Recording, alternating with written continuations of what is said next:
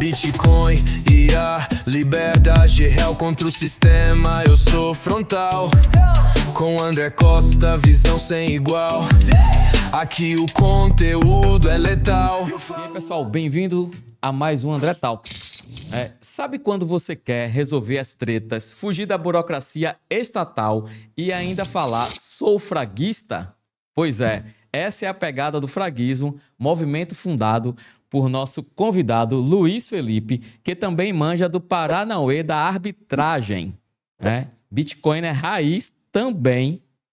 E hoje a gente vai juntar tribunal privado, ideologia libertária, que vai ser algo como um Tinder jurídico para quem quer fugir do Estado. Vamos nessa? Luiz, seja bem-vindo. Minha honra ter você aqui. Larga o doce pra gente aí. Fala um pouco aí sobre quem você é, sobre esse movimento todo aí e vamos lá, vamos nessa.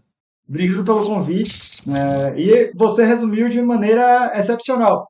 Tudo que a gente quer é viver de acordo com o voluntarismo. Tudo que a gente quer é que tudo seja voluntário e nada coercitivo.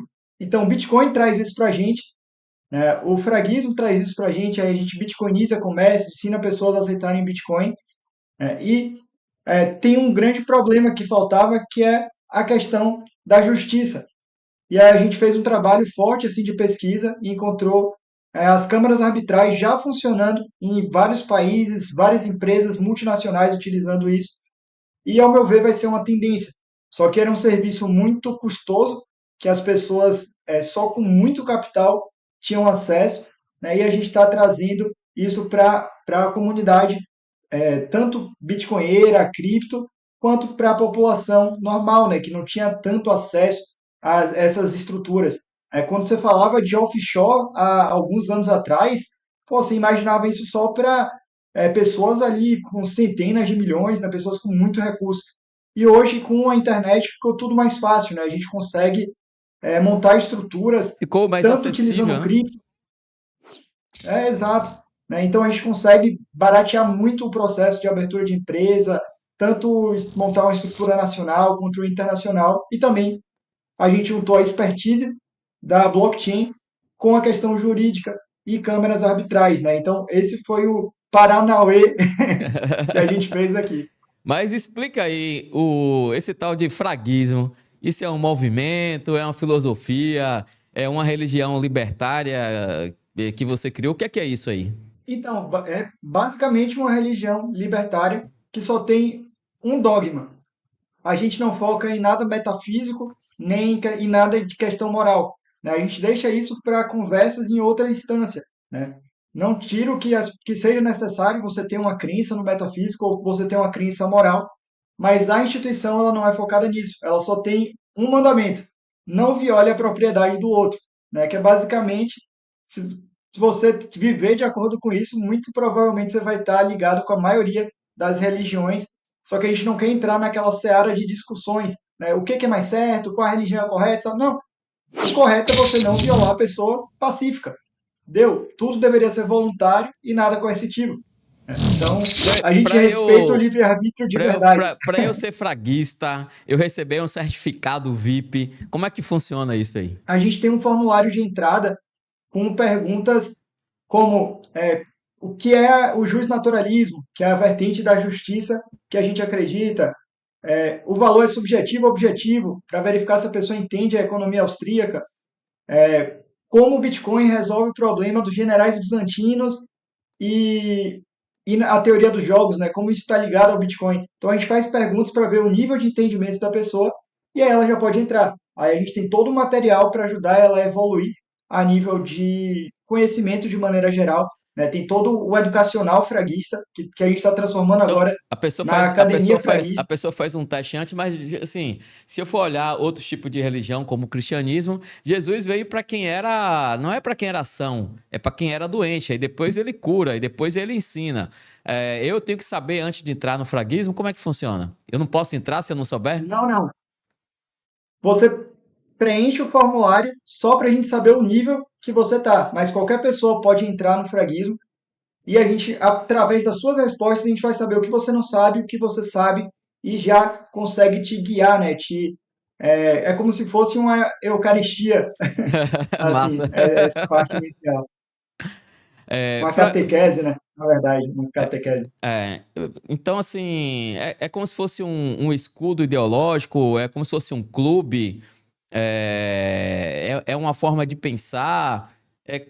Como é que você define o fraguismo? Então, eu defino o fraguismo como religião, né? Religião, ela vem da palavra religare. Nosso caso é uma reconexão ao justnaturalismo. O justnaturalismo é aquela ideia da lei áurea. Não faça o outro o que você não quer que faça com você. E qual é a consequência disso? Respeito à propriedade, respeito ao voluntarismo, né? Então, se fosse para resumir, o fraguismo seria isso: uma religião onde a gente acredita que tudo deveria ser voluntário. E aí, dentro da religião, tem clube de estudo, tem clube de network, interação, a gente tem nosso braço tecnológico, que é o Fragatech, a gente tem a Academia Fraguista, que a gente emite certificados de conclusão de cursos, né? A gente fez os testes semana passada e a gente vai inaugurar esse mês ainda. A gente tem um evento que a gente organiza na Arcópolis para as pessoas se conectarem, né? E também a gente bitcoiniza comércios, e agora a gente lançou a câmara arbitral também para resolver o problema da Antes justiça, da né? gente Então a gente está falar, antes da tentando gente resolver os falar pontos. de bitcoinização e da Câmara Arbitral, tem uma pergunta aqui que não quer calar. Como é que é o negócio? Tem dízimo aí? Eu tenho que pagar dízimo também? Como é que funciona aí? Não, tudo é voluntário e nada coercitivo. Tudo que você quiser doar, você vai doar de seu coração, entendeu? E não porque alguém está te cobrando que você faça uma doação de uma parte do seu salário, uma parte do seu ganho. Não, você vai contribuir com o que você quiser contribuir. Que bom, é um clube então de voluntários que se reúne para todo mundo em cima dos mesmos princípios ali para poder tentar melhorar o mundo nessa questão das regras de acordo com que se acredita, né? Com essa visão aí que você acabou de colocar pra gente. É interessante. Interessante participar. E o cara que participa do fraguismo seria a mesma coisa de participar de uma maçonaria? Cara, então, não necessariamente, porque assim, tem algumas similaridades, como network, a gente dá preferência de utilizar um serviço de um fraguista do que um não fraguista. A gente vai, quando você vai interagindo com a pessoa, você vai criando laços e torna essas parcerias, esses comércios, essas interações mais. E sem dúvida, quando você faz parte de um grupo, você não quer cometer nada que te faça ser expulso do grupo, como já tiveram pessoas que foram expulsas do fraguismo por violar propriedade. Então, quais são o que pode fazer uma pessoa ser expulsa do fraguismo? O cara simplesmente faz um contrato com você e fica mudando as cláusulas unilateralmente. Isso é uma violação ao contrato. Violação do contrato é uma violação da propriedade, né? Então, alguém roubou uma outra pessoa, né? Tipo, como teve um caso de tinha um P2P no fraguismo, o cara fez ele e não fez com o fraguista, ele era de vários outros grupos e fez uma transação e simplesmente não enviou o dinheiro do cara. O cara sumiu, né? Lucas Souto, o nome dele, foi banido da comunidade e de vários outros projetos, né?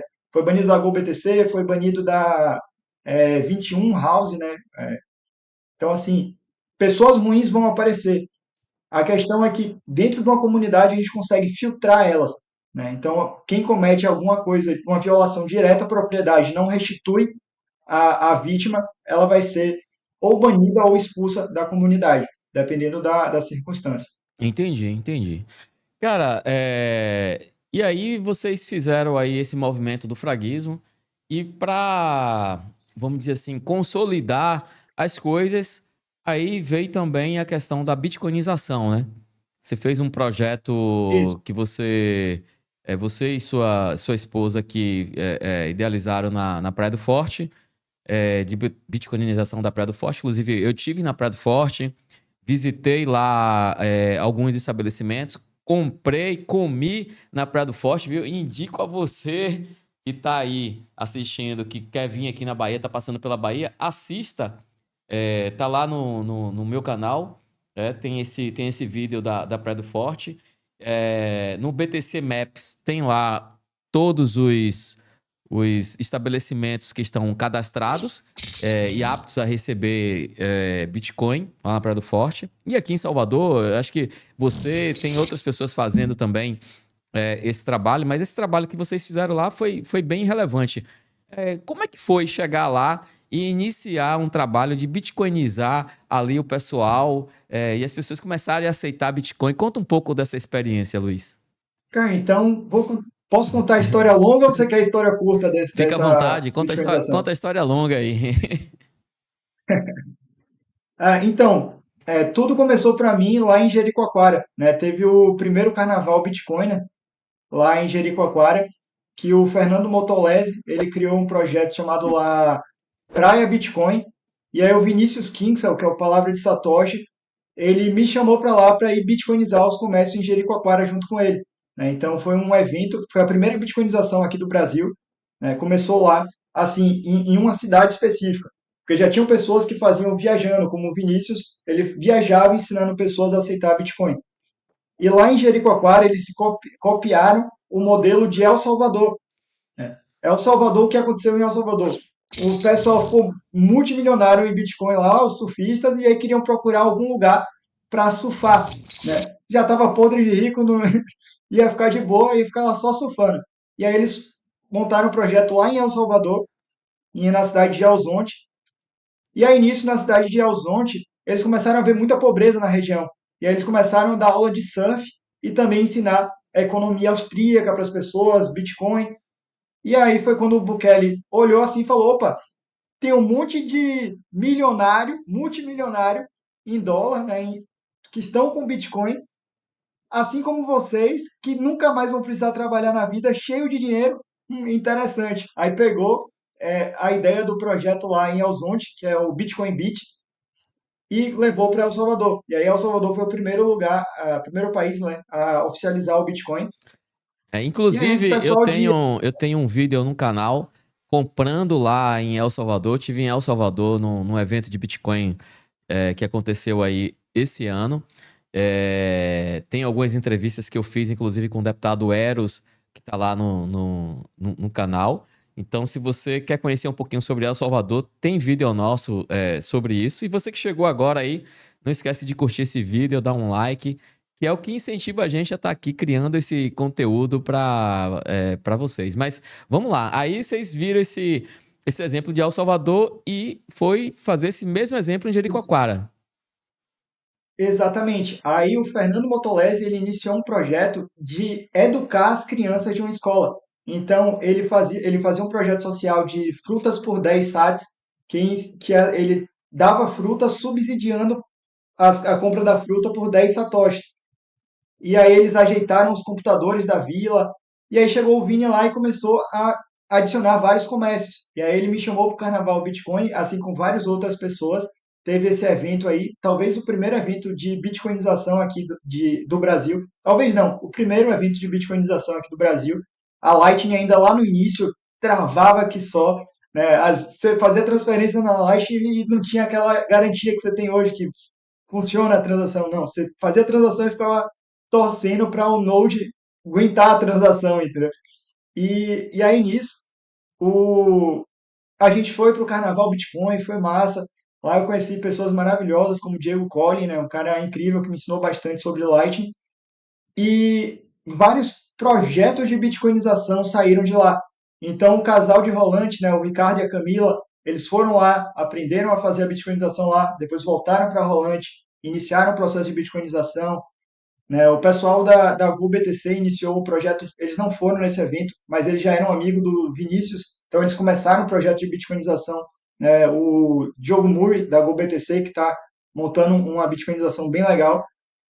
Algumas outras cidades também, como a própria Praia do Forte, como Montanha Bitcoin, do Lucas, Mestre Leiva, né? Lucas Leiva. E aí nisso foi aquele estopim. Aquele evento ali em Jericoacoara deu início à bitcoinização que a gente está vendo hoje.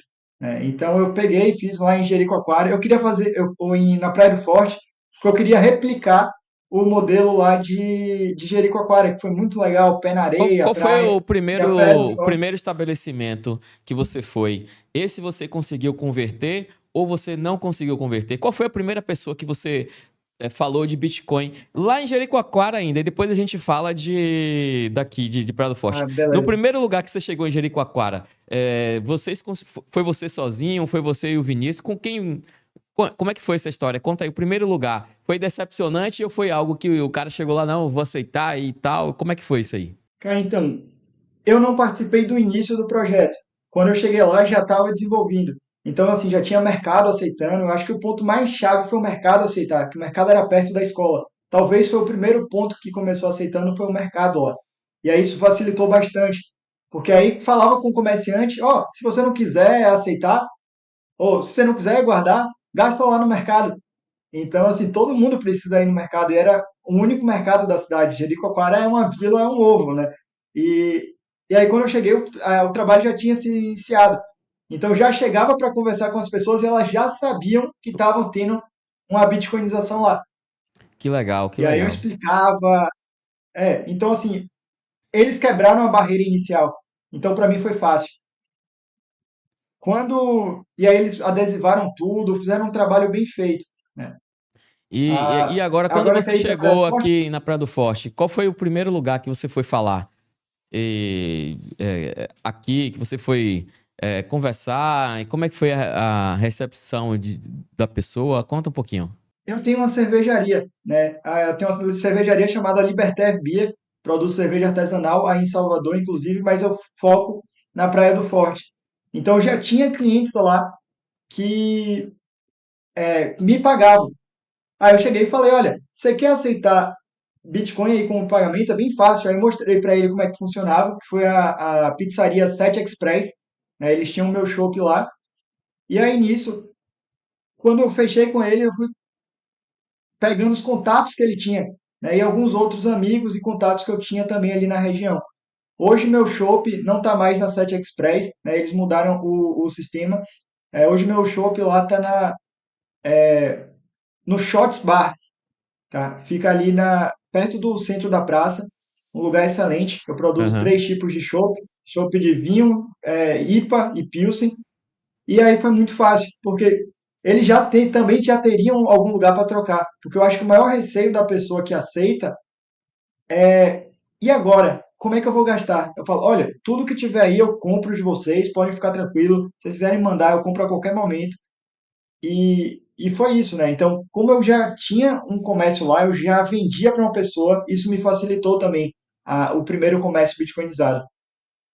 Cara, que bom. É criar facilidade, né? Porque as pessoas às vezes não conhecem e, é, e, e acham estranho. Qual foi, assim, teve algum caso ali na Praia do Forte que foi interessante? Alguma curiosidade? Ou algum pagamento, assim, inusitado? Alguma coisa que aconteceu aí, nesse tempo aí que já está bitcoinizado que você possa contar aí pra galera? Cara, tiveram, acho que dois assim que para mim foram mais marcantes.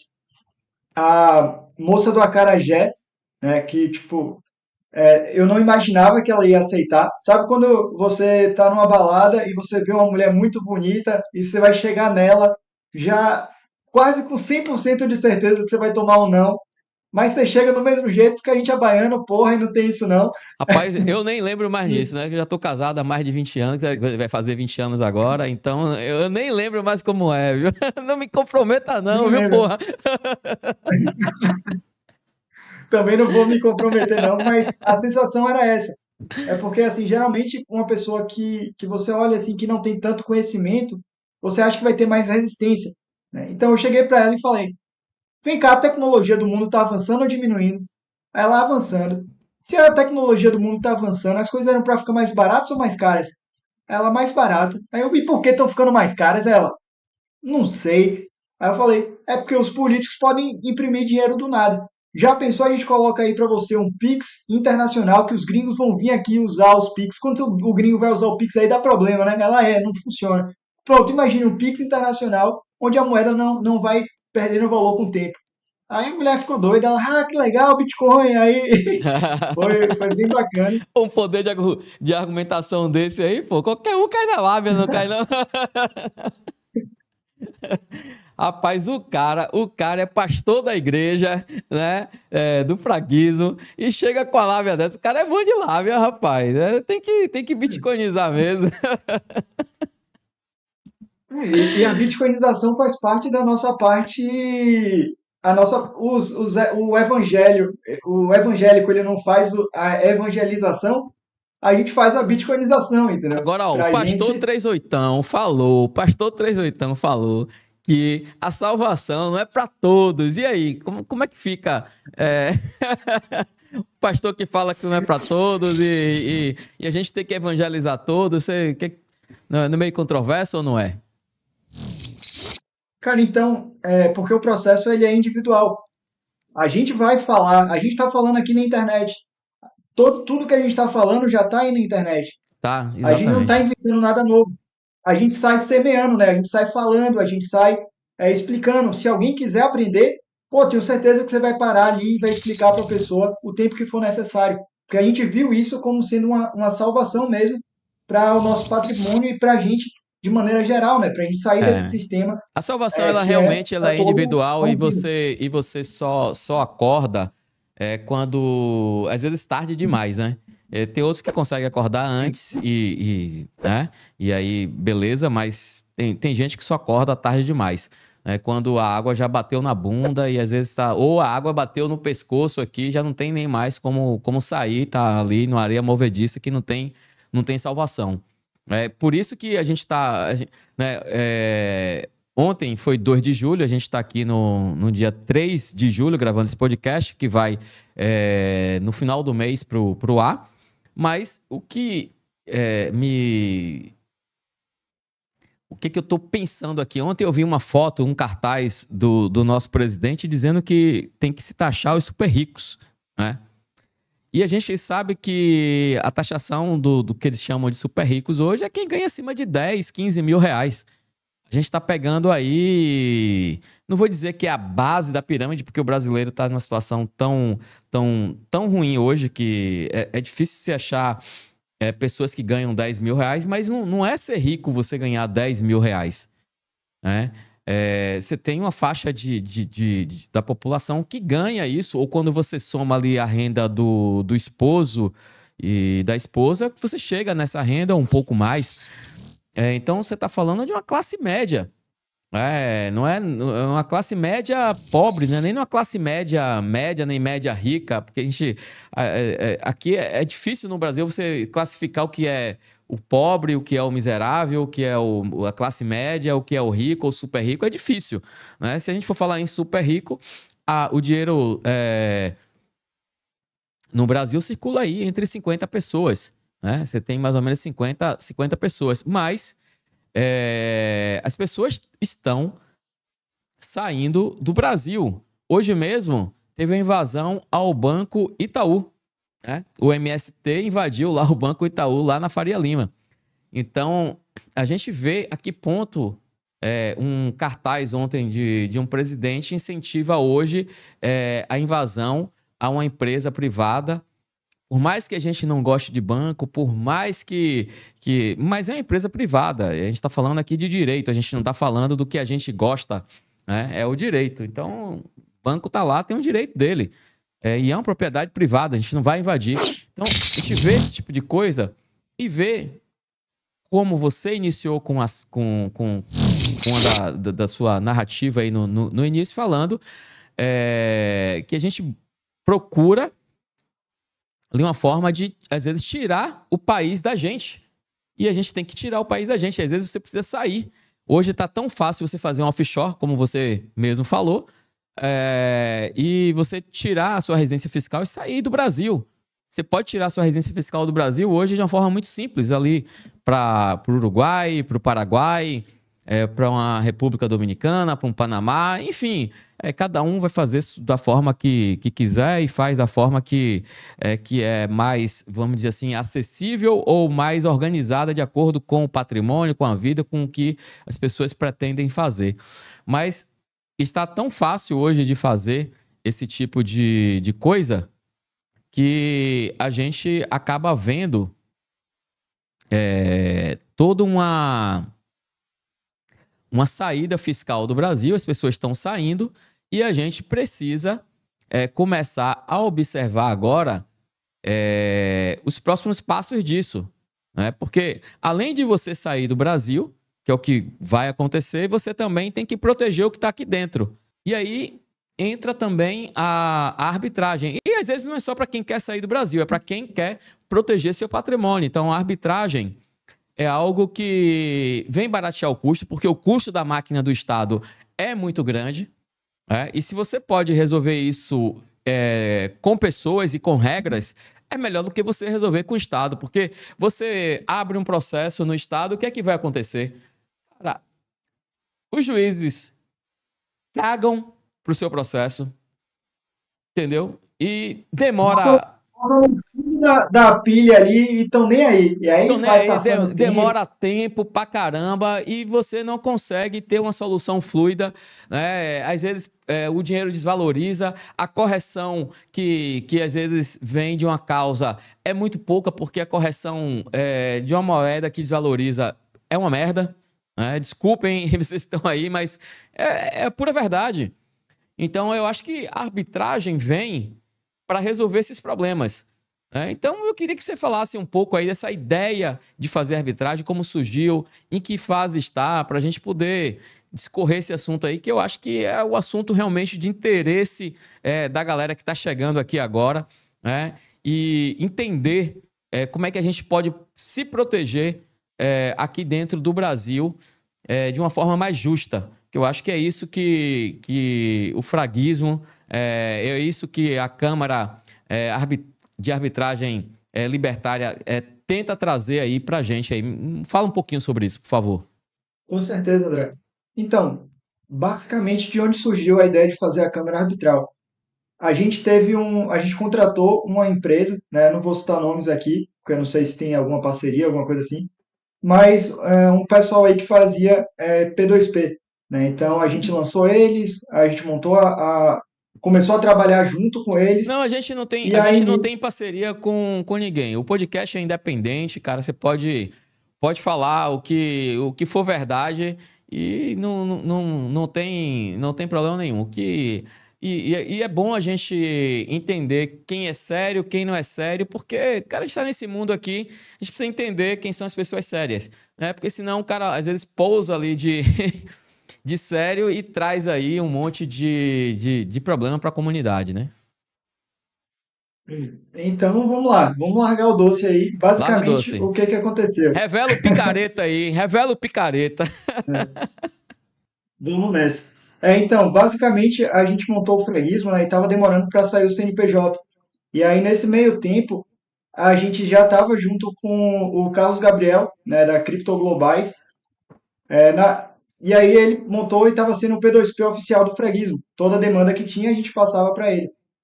Aí, nisso, ele me chamou para montar comunidades de pessoas que tinham a mesma coisa, né? Pô, Luiz, você conhece mais pessoas e tal. A gente está montando aqui a estrutura, que é a Spike to Spike. Eu com o Carlos Gabriel chamaram e contrataram vários programadores que faziam parte do freguismo para fazer a estruturação deles. E aí nisso, eles inauguraram lá na Narcópolis, comecei a fechar várias parcerias com eles, tipo, a gente levou para levantar os caras saíram do nada, né? O Carlos Gabriel e o Thiago Aires, ele mudou o nome agora para Thiago Cristos, né? Sociopata 100%. E aí depois, o que aconteceu?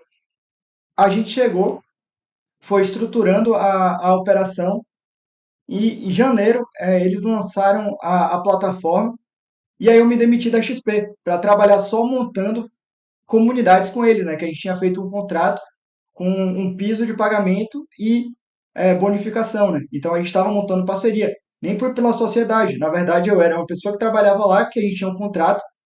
E aí eles começaram a dar alguns problemas, tipo, comecei a fechar algumas comunidades, né? Fechamos a comunidade Tem Invest, fechamos a comunidade do Ojeda, e aí a gente estava contactando várias pessoas. E nesse momento eu viajei para o sul, porque eu estava olhando, eu fui para olhar terrenos para a gente construir o Mosteiro Fraguista, que é outro projeto aí que a gente está executando.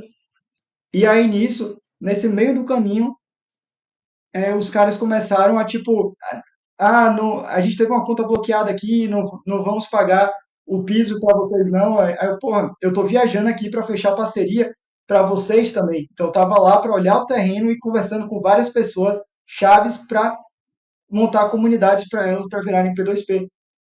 E aí nesse meio tempo, passou esse mês, passou o outro, os caras cortaram o que eu ganhava de residual pelas comunidades que eu tinha criado. Então era basicamente, foda-se você, você se demitiu da XP para estar trabalhando aqui com a gente, se lasque, entendeu? Aí deram essa rasteira, aí eu, velho, não tem como, a gente tem que conversar. Aí eles vieram com a proposta de, olha, vamos então fazer o seguinte, não, vamos desconsiderar as comunidades que você criou, vamos fazer as comunidades que você criar daqui para frente. Aí eu, porra, não faz sentido. É porque eles começou a entrar muito dinheiro, eles começaram a crescer e falar, a gente não precisa mais do trouxa que ajudou a gente a chegar até aqui, entendeu? E aí a gente fez os julgamentos com eles, né? Tipo, rolou uma necessidade de uma arbitragem e a gente não tinha uma câmara arbitral. E aí a gente precisava fazer a mediação de conflitos. Como é que resolve isso? A gente chegou, levou a situação para a cúpula dos fraguistas, que são os guardiões do projeto, as pessoas que decidem sobre o rumo da instituição. E para chegar no guardião, basta fazer a jornada educacional, então não tem nenhuma trilha política, nenhuma trava assim para corromper a própria instituição.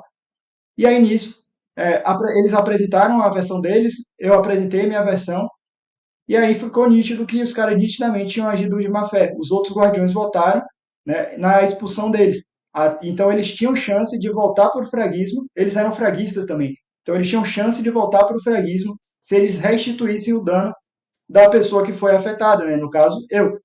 E aí, beleza, os caras foram expulsos do fraguismo, e depois que a gente montou, olha, não vamos fazer mais parceria com a Câmara Arbitral, os programadores que tinham trabalhado com eles vieram e relataram a mesma situação que tinha acontecido com eles, que eles faziam um contrato e não cumpriam, ficavam mudando cláusula do contrato, né? E aí, como teve reincidência, eles foram banidos da comunidade. Então, foi desse problema que gerou a conversa para a gente criar uma câmara arbitral. Caramba. Então, isso ali veio pela dor, né? Foi uma Vocês necessidade. começam. Exato, uma necessidade ali que vocês tiveram. Você junta arbitragem com fraguismo. Dá para dizer que é como uma religião com regime pessoal de leis? Pessoal, não. Ela não é personalíssima. Ela tem uma base que é o jus-racionalismo. O que é o jus-racionalismo?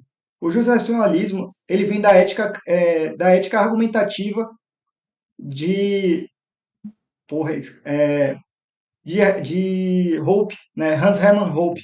Sim. Ele, na ética argumentativa, ele reconhece que a autopropriedade, você precisa reconhecer ela para entrar numa argumentação. Caso contrário, não é uma argumentação, né? Então, se a gente está conversando e um tentando convencer o outro através de argumentos, a gente está reconhecendo a propriedade. Caso contrário, a gente ia para a porrada e quem tivesse mais força ia ganhar, né? Então, a gente reconhece a autopropriedade. Então, ele trouxe a forma lógica desse ponto, né? Aí tem outras coisas técnicas dele partiu de axiomas kantianos, mas aí não vamos entrar nisso, vai ficar uma coisa muito técnica. Vamos imaginar, a arbitragem é um tribunal privado, certo? E é como se fosse um tribunal privado. E que Isso, vai ter um tribunal privado. Que vai ter ali as regras e se vai julgar em cima dessas regras. Na prática, como é que isso funciona? Vamos lá. No nosso caso, a gente coloca a propriedade como sendo pilar da Câmara Arbitral, né? Então, nada de nenhuma regra pode violar a propriedade, né? Então, esse é o nosso pilar. Então, a gente não parte da Constituição sendo o nosso pilar. A gente sai de sendo a propriedade e, a partir da propriedade, você pode fazer outros acordos, outros contratos, né? Então, você vai colocando cláusulas nesse contrato que não violem o direito à propriedade. E aí, nisso, como é que funciona na prática? As câmaras arbitrais elas já são usadas mundialmente para a resolução de conflitos. Então, grandes empresas, multinacionais, No porque dia, no elas dia não a têm. dia, no dia a dia, né? Vamos falar no dia a dia aqui para a gente poder entender. Eu tenho aqui um apartamento, eu tenho uma casa, eu tenho um imóvel. E aí eu decido alugar esse imóvel para uma pessoa, certo? E aí eu vou lá com essa pessoa e digo, olha, eu não quero colocar aqui o foro da cidade ou do estado e eu quero colocar aqui a Câmara Arbitrária nesse contrato que a gente vai fazer. Aí a pessoa, ok, eu concordo com você, vamos colocar. Como é que funciona aí esse contrato? Se a pessoa quiser reclamar, se eu quiser despejar a pessoa, ela não pagou, eu quiser despejar, como é que funciona na prática? Vamos entender isso aí. Perfeito. Vamos para a prática. Como é que você faria essa decisão ir para a Câmara Arbitral? Ou vocês dois, em comum acordo, entrariam na Câmara Arbitral para fazer uma mediação de conflito, ou na hora de escrever o contrato, vocês acionam, vocês colocam uma cláusula no final desse contrato direcionando o foro de decisão, né, onde vai ser decidido esse conflito, né, caso haja, na Câmara Arbitral ao invés do outro foro que você trabalhava antes. Então você tira da justiça estatal o poder de julgamento e traz para a justiça privada. Então a gente faz só a primeira parte da justiça, né, que é a parte do julgamento. E aí a gente já entrega para o Estado a execução. Com isso você ganha a agilidade no processo de julgamento. Então não vai ter que ir lá reclamar, ficar rolando o caso. Não, rápido e barato. Você chegou, colocou a cláusula arbitral, aciona a gente vai pegar o contrato, chamar uma parte, ouvir uma parte, chamar outra parte. Vamos tentar chegar aqui num acordo. Vamos, vamos E se o aqui cara, por exemplo, consolidar. não consegue ser citado, como é que a gente cita o cara? Como é que funciona esse tipo de coisa, né? Porque no estado você tem a citação por diário oficial, no último caso, você tem um oficial de justiça que vai na porta levar ali uma cartinha. Como é que funciona isso na Câmara Arbitral? Então, o processo ele é feito com tentativas de contato, né? Então ele quando fizer o contrato, ele já coloca todas as fontes deles de reclamação para a gente ter uma via de contato. A gente entra em contato, a gente prova que a gente entrou em contato. Caso a pessoa se negue a participar, a gente tem todo esse registro de recusa e encaminha a execução já pro poder público, né? E aí o poder público vai e executa ali o que está vamos dizer assim, na sentença que a Câmara Arbitrária decidiu a favor ou contra aquela pessoa. Exatamente. Geral, Aí tem pode algumas falar. restrições que a Câmara Arbitral tem algumas restrições, né, de áreas que ela não pode atuar e também em relação à sentença, né? Ela tem que agir na sentença próximo às leis estatais, né? Ao código que está rolando esse contrato em A vigência. Câmara Arbitral pode mandar prender alguém? Não, ela não entra na demanda civil. Essa é uma das áreas. É Ela uma não das entra na áreas. área civil nem na área trabalhista, né? Ela trabalha na área de PJ. Você pode fazer um contrato de PJ, amarrar, mas na área trabalhista não. A trabalhista é acima de R$ 12.000.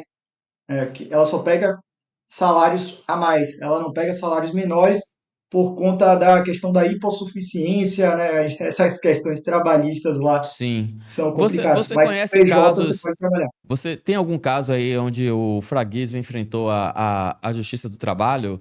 Funcionou, não funcionou? Como é que tem algum caso já em relacionado a isso? Tem. No caso, era uma funcionária que tinham várias bolsas, tipo, ela recebia várias bolsas e não quis fazer carteira assinada, para não perder os benefícios. Aí ela entrou em contato com o rapaz que contratou ela, ele entrou em contato com a gente para amarrar esse contrato bem feito, né? Então a gente colocou todo o contrato construído, alegando que caso ela entrasse na justiça, o foro seria da gente e também ela teve parte na decisão para não entrar como uma má-fé, ela não sendo ela sendo induzida a cometer esse tipo de atrocidade, entendeu? Então a gente Entendi. conseguiu evitar e cobrir os problemas que seria gerado dentro desse setor. Outra questão também foi um funcionário que era PJ e tentou processar um, uma área que era, tipo, entrou na justiça contra uma empresa, sendo que ele já tinha acionado como PJ. E aí, quando foi apresentado lá o contrato, que ele tinha assinado o contrato para a decisão do foro ser na Câmara Arbitral, a gente conseguiu transferir o julgamento para a gente. E aí a gente fechou um acordo extrajudicial nesse caso, né? Então, foi assim que a gente conseguiu resolver os problemas Então, quando um surgiram. contrato PJ mais uma cláusula arbitral, mais o fraguismo, é igual a liberdade ou pegadinha do Ministério do Trabalho? Cara, liberdade. Com certeza liberdade, porque a gente começa a gente pula a primeira parte da justiça, né? Então, mesmo que recorra ou caia no STF ou cortes maiores, você já agilizou o processo da sua demanda, né? E a maioria das vezes, quando surge esse tipo de conflito, quando a pessoa que perde na primeira instância, ela já se sente tentada a fazer uma negociação, um acordo, né, um rompimento mais amigável. E se aí, isso é bom deixar claro, e você já falou lá atrás, que se alguém do fraguismo, ele acha que ele é intocável porque ele tá usando o fraguismo ou a Câmara Arbitrária para ser intocável, eu acho que isso é um mito, porque se ele tá aqui e ele comete algum erro, ele é naturalmente expulso ou ele pode ser afastado e depois ele ser expulso se ele reincidir no erro. Não é isso que você falou? É isso que eu entendi? Exatamente. Né? Nosso único pilar é o respeito à propriedade. Aí, por exemplo, um cara roubou. Se o cara roubou, ele chegou e falou: Olha, me arrependi aqui, toma de volta. Ele restituiu a vítima. Então ele pode voltar. No caso, seria uma expulsão. Agora, o cara roubou um, roubou dois, roubou. Tipo, roubou, ele já tá expulso. Mas o cara saiu roubando várias pessoas, velho. Não Tá tem nem mais banido. volta. Tá banido, entendeu? É. Entendi. Então, ser fraguista não é só achar que é uma questão ideológica, mas é uma questão de honra, é uma questão de justiça e de propriedade, né? Pelo que você está me colocando aí. É, o que é que muda no contrato, nas cláusulas? Como é que eu posso colocar essa cláusula no contrato de compra e venda, por exemplo, de um terreno? Eu posso colocar isso num contrato, por exemplo, aqui da uso de internet com o usuário, ou a pessoa que vai estar com um contrato de gaveta com outro, pode colocar isso também? Como é essa relação, cara? Então, assim, E todos esses casos que você citou, eles podem ser usados aí com um comparativo com a USE. Né? Se você botar a plataforma de streaming, elas já usam esse serviço de câmeras arbitrais, seja a Disney, seja a Netflix. Tanto que tem um caso engraçado da Disney, que a Disney era uma pessoa que assinava um pacote da Disney Plus e no final lá tem a cláusula arbitral para gerir esse conflito. Só que essa pessoa ela foi para o parque da Disney. E aí aconteceu algum problema lá que ela quis processar a Disney, aí a Disney quis dar desperta e colocou: oh, não, a gente tem um contrato aqui na Câmara Arbitral, porque elas são Disney Plus, entendeu? Então ela Aham. estava querendo justificar, mas aí não tem cabimento, entendeu? Porque era outro serviço. Ela acabou caindo porque eram áreas diferentes. Mas se você tem uma empresa, Uso Telecom, você coloca a cláusula arbitral em todos os seus contratos de prestação de serviço e as pessoas que prestam serviço para você vai ser arbitrado na Câmara Arbitral. A gente, quando vai entrar como empresa, por exemplo, na justiça contra alguém, a gente tem, às vezes, por exemplo, olha, o cara deixou de pagar ali uma mensalidade, duas mensalidades, a gente resolveu fazer uma cobrança para ele inicialmente extrajudicial, depois foi para uma cobrança judicial, e aí vai abrir um processo, né? Vai abrir a cobrança judicial, que é o processo. Eu posso fazer essa cobrança pela Câmara Arbitrária? Pode. A Câmara Arbitrária, ela não inicia, não, ela não executa, mas ela pode dar uma sentença de execução, né? Ela passa para o Estado elabora a sentença de execução. O que pode acontecer? A gente entra em contato com as partes e fala, olha, teve o julgamento, você nitidamente perdeu aqui e tudo mais, você está errado conforme tal cláusula, deixa tudo explícito com base na decisão jurídica que foi tomada na Câmara Arbitral, você tem que pagar a parte. Caso contrário, eu vou ter que reportar isso para o Estado e eles vão vir executar a tua propriedade, entendeu?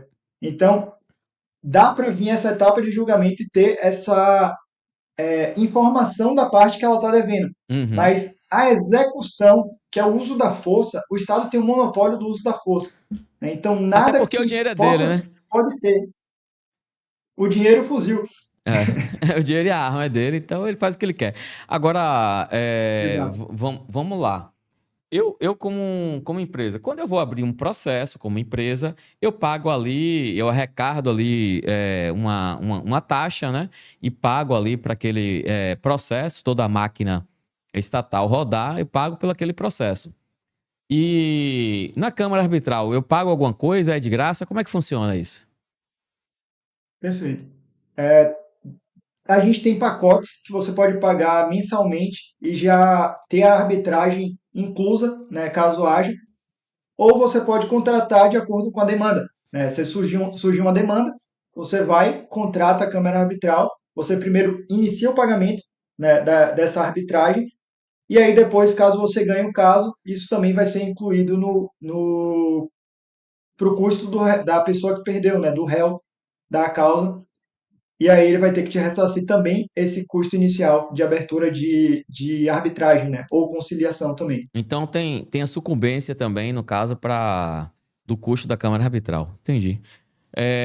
Agora, quanto tempo leva, em média, para ser julgado um processo na Câmara Arbitral? Eu entro com processo, entrei hoje com processo. Qual é o tempo médio para até sair a sentença? Essa questão é muito variada, né? Vai depender da complexidade, vai depender da amostra de provas, mas se correr tudo de acordo com o que está no contrato, né? Não tiver nada fora do comum, casos rapidamente são executados em 1 a 2 semanas, né? Dependendo também se a outra parte ela participou, né? Não teve ela não ganhou tempo recusando participar das audiências, entendeu? Então, assim, é uma coisa bem delicada e varia muito conforme as condições de cada contrato e também das partes envolvidas. Mas, se tudo correr bem, entre 1 a 2 semanas, o processo de execução o processo de julgamento já foi terminado e já dá início ao processo de execução. Geralmente, quando, vamos imaginar assim, a pessoa foi condenada a pagar lá um valor e ela se recusou a pagar ali o valor da condenação, ou a fazer um acordo de pagamento ali, e aí vai para a execução do Estado.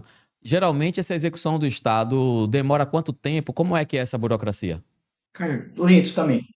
Isso aí a gente não consegue resolver. Na verdade, isso a gente conseguiu resolver para o mundo cripto, que são os produtos voltados para o mundo cripto que a gente tem. A gente já consegue fazer algumas execuções rápidas e depois a gente pode entrar nessa etapa, mas a justiça aí é que nem... É o que dizem, né? Que fralda de criança e cabeça de juiz pode sair qualquer coisa.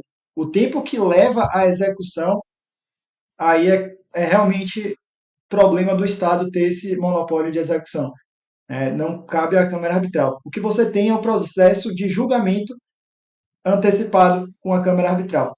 Mas, A do Estado, realmente, a gente não tem como garantir, mas geralmente em quanto tempo? Você terminou ali, o processo está finalizado na Câmara Arbitrária. Aí qual o próximo passo? O nosso advogado aqui entrar no juizado, ou vocês entram? Como é que funciona essa parte da execução? Eu já estou com a sentença aí em mãos, de repente a gente ganhou, essa sentença agora tem que ser executada pelo Estado. A gente pode... pode ser feito das duas maneiras. Ou a câmara arbitral ela faz o direcionamento direto para o sistema jurídico, né, para eles fazerem a execução, ou a gente pode entregar um relatório de ganho de causa, um parecer, né, de ganho de causa, deita, fornecer um parecer de ganho de causa para você e você Aham. entregar para o seu advogado e ele iniciar o processo. Né? Tudo isso é acertado e é flexível. Vai depender realmente de questão de comodidade tua. Se você prefere ir pela vertente do seu advogado, que vai ter um trato maior já com o juiz de execução, às vezes a maioria dos advogados preferem desse formato, porque no momento que eles chegam, eles podem conversar também lá dentro do executivo, da parte que vai fazer a execução, né, Do da parte fórum e jurídica tal, que vai tratar exato. dessa parte. Exatamente. Exato. Então, Olha, assim, alguns têm algumas entradas lá e facilita o processo de execução, porque essa parte de execução não é o sistema mais travado. O processo mais travado deles é mais essa parte de julgamento mesmo, né, que é uma demanda muito grande, que eles centralizam tudo e, cara, não tem como ser rápido, a realidade é essa. é isso. Deixa eu te perguntar agora, existe algum choque do fraguismo com o Estado? Na hora que chega lá com a sentença, eles normalmente aceitam, não aceitam, eles questionam? Como é que funciona isso? Então, eles simplesmente fazem a execução. Se a parte quiser recorrer, ela vai recorrer como qualquer decisão, né? Mas como é muito bem embasado o processo, a gente não tem caso aqui de processos que voltou por decisões equivocadas da Câmara Arbitral. A gente segue realmente um panorama bem rígido, conforme tipo, a gente está naquela situação de cumprir o contrato, mas também não sair tanto das punições que o próprio Estado coloca, entendeu? Então a gente entra muito nesse parâmetro, o que limita um pouco o nosso escopo de atuação também. Né? A gente não pode atuar de uma maneira tão livre, mas a gente já consegue dar um bom braço de liberdade para as pessoas que utilizam a gente. Cara, isso é muito bom tá ouvindo isso, porque a gente vai tirando essas dúvidas, né? Mas isso é o modelo tradicional. Mas eu sei que o fraguismo não é só a religião que julga contratos, não, viu, pessoal? Tem outras coisas aí, tá? Inclusive, o fraguismo, você estava me falando da opção aí da CAL, que é a Câmara de Arbitragem Libertária, de poder também realizar contratos e realizar contratos na blockchain, né? Contratos inteligentes.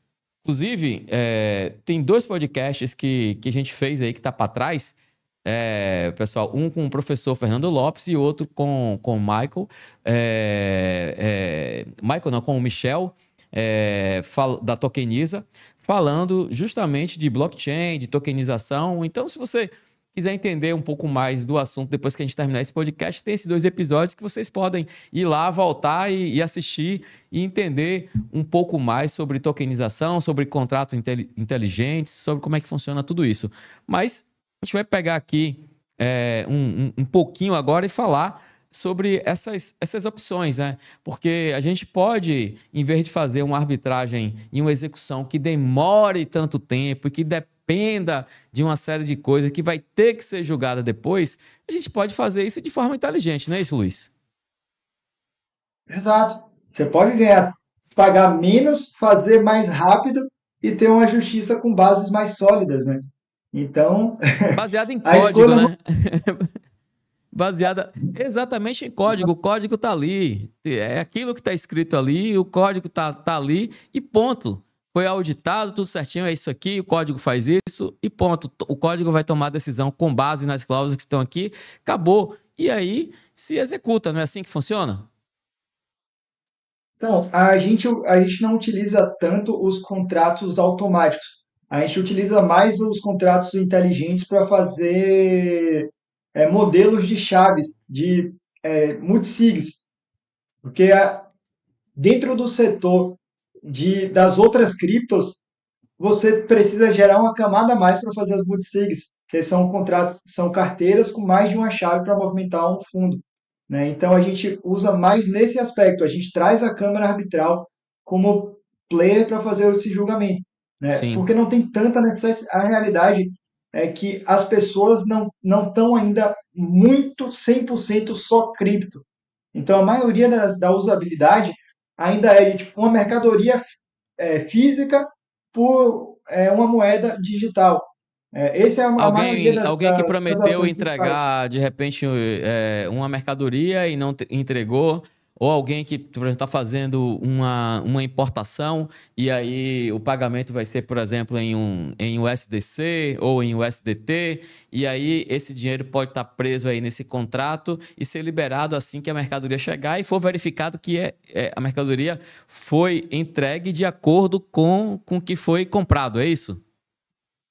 Exatamente, você matou aí um dos nossos produtos, que é o garantidor de transação. Digamos que a gente vai importar um produto lá da China. Sempre uma parte fica com risco. Ou o cara da China vai mandar a mercadoria e depois receber o dinheiro, ou você vai mandar o dinheiro primeiro e depois receber a mercadoria. Então alguém vai estar com risco. Como é que a gente resolve esse problema para ninguém ficar com risco? A gente cria uma carteira ou coloca um contrato inteligente que também funciona nesse mesmo sistema de carteiras, onde o comprador tem uma chave, o vendedor tem uma chave e a terceira chave com a câmara arbitral. E aí o comprador envia o dinheiro para essa carteira e ele fica travado lá. Nenhuma das três partes consegue movimentar o fundo sozinho. Então, ela vai esperar a carga vir, ela vai esperar verificar se a carga tá tudo certo, tudo de acordo com o contrato que ela escreveu, e aí vai dar um ok ou não ok na transação. E aí, se ela der um não ok, vai chamar a câmara arbitral, que vai julgar toda a situação e decidir para um lado ou para o outro, né? Fazer essa arbitragem conforme estabelecido no contrato. O pessoal entra em acordo ou não para 90%, 90-10, porque chegou um pedaço da mercadoria, faltou, chegou quebrado, danificado, e aí se entra nos acordos. Interessante. Também tem a questão de sucessão patrimonial, de fundos e tal também, né? Eu sei que vocês têm vários produtos. Podia falar mais um pouco sobre esses produtos que hoje a Cal tem? Vamos lá. Então, isso que você falou da sucessão patrimonial era uma dor da comunidade. As pessoas ficavam perguntando como resolver esse problema. E aí, quando surgiu a câmara arbitral na equação, eu falei, resolvemos o problema. O que a gente pode fazer? André, você tem dois filhos, não é isso? 4? Quatro? Pronto, vou dar um exemplo aqui de uma família. O André tem quatro filhos, ele e a mulher dele. Então são seis pessoas. Tá? Ele pode criar uma carteira com 11 chaves e para movimentar o saldo ele precisa de seis. Então eles vão ter seis chaves e a câmara arbitral cinco. E precisa de seis chaves para movimentar o saldo. Então a gente sempre coloca a câmara arbitral com uma chave faltando para poder movimentar o recurso. Por que a gente faz isso? Porque vamos supor que da família do André, cinco perderam a chave. A mulher e os quatro filhos perderam a chave. Ele está lá vivo, ainda consegue movimentar esse recurso junto com a câmara arbitral. E numa situação de falecimento, se uma parte só ficar viva, ela consegue entrar em contato com a CAL e movimentar os fundos. E a vantagem da gente fazer, utilizando a câmara arbitral como mediadora, é que a gente consegue atuar com esses meios que não são 100% cripto, que não é cripto para cripto. Porque quando a gente automatiza cripto para cripto, dá para fazer? Dá, mas não é a maior demanda que a gente tem. E ainda mais de patrimônio. E aí, quando você manda essa sucessão de patrimônio cripto, você pode fazer conforme o contrato que você estabeleceu. Né? Então, mesmo o André falecendo, ele pode ter botado, minha filha ela só vai receber o capital quando ela fizer 21 anos, ou quando terminar a faculdade. Então, você consegue personalizar da maneira que você quiser. Então, várias vantagens que a gente está trazendo aí na Câmara Arbitral. Se um dos filhos do André virar comunista, ele fala, não vai receber. Não, não Não vai recebe. receber, não. Aí, ó, se virar comunista já sabe, perde tudo, viu? Mas é isso. Então, contrato com PJ vai aliviar essa questão das injustiças, ou pelo menos vai dar celeridade ali na resolução das coisas. e a Câmara de Arbitragem Libertária tem outros produtos interessantes. Eu convido vocês a conhecerem. Como é que as pessoas acessam aí o site da Câmara? O Instagram? Não sei, qual são os meios de contato, Luiz? Perfeito. Então, ela pode tanto encontrar a gente no Instagram, a gente está como câmara.libertária. Tá? Se você procurar câmara.libertária, você vai achar a gente lá. E estamos também, e temos nosso site, que você pode entrar em contato também via nosso site, ou com o telefone que eu vou passar para o André, para ele colocar depois na descrição da live. E o nosso site é a câmaralibertaria.com. Eu vou também enviar o link, que aí você pode disponibilizar para o pessoal. Beleza, mas pode falar o telefone aí, que quem já quiser ir anotando, vai anotando, e eu peço pro editor colocar na tela aí. Esse telefone é o WhatsApp? É o WhatsApp, deixa eu pegar aqui. O telefone é o DDD 14 99807 7123. Você vai falar com o Pedro Távora, que é um dos sócios da Câmara Arbitral.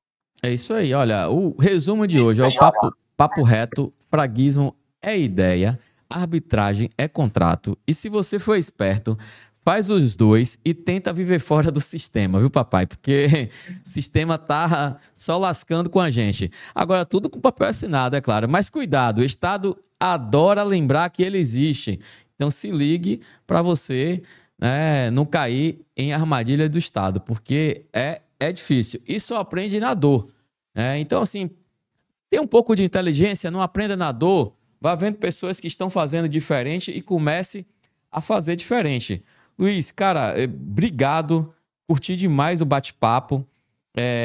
Queria que você fizesse suas considerações finais aí para nossa galera aí. Agradeço demais o teu aceite aí de estar falando com a gente aqui, esclarecendo tudo isso, que esse podcast eu acho que vai ser interessante demais para as pessoas que querem sair fora do sistema, que querem ter uma agilidade nas resoluções de conflitos, porque vai agilizar pra caramba. Qualquer processo hoje no judiciário, por mais rápido que seja, é sempre demorado, porque vai ser no tempo deles e não no que você precisa. Você que tem um problema, você quer resolver rápido, né? Porque tempo é dinheiro, e o Estado não, ele quer que você perca mesmo, que fique para lá. É o que acontece hoje com a nossa justiça. A justiça realmente... eu tenho causas aí na justiça que já estão há não sei quantos anos e a gente não tem nenhuma perspectiva de receber. De repente, meus netos recebem, né? Porque meus filhos eu nem sei mais. A ideia é essa, né? A gente vê que as soluções que vêm de empresários, de pessoas que buscam melhoria, é sempre essa, por qualidade. Então, a gente está tendo agora uma oportunidade de ouro, que é com o Bitcoin, com o mercado de blockchain de maneira geral, está reinventando todas as ferramentas que antes eram consolidadas no Estado. Então, a gente começar a utilizar mais a blockchain junto com a justiça, né? Criar essa justiça com blockchain é algo fenomenal, né? Então, vale a pena, sim, estudar. A gente fica disponível para tirar dúvidas de quem quiser. Pode perguntar com a gente está à disposição. André, agradeço muito pelo convite. Essa área de justiça privada é uma área que não está sendo falada muito, né? Então, e eu acho que a gente tem uma margem muito boa para trabalhar, que tem várias pessoas que, se soubessem da gente, não teriam se ferrado tanto como aconteceu, né? A gente fica aqui disponível para ajudar o máximo de pessoas de bem, né, que quiserem usar os nossos serviços. É isso aí. Pessoal, então, muito obrigado pela sua audiência. Não esqueça de curtir esse vídeo, compartilhar. Comenta aí se você ficou até agora, fraguismo, aí no nosso chat, que eu quero saber se você assistiu até o final. E até o próximo André Talks. Bitcoin e a liberdade real contra o sistema. Eu sou frontal. Com André Costa, visão sem igual. Aqui o conteúdo é letal.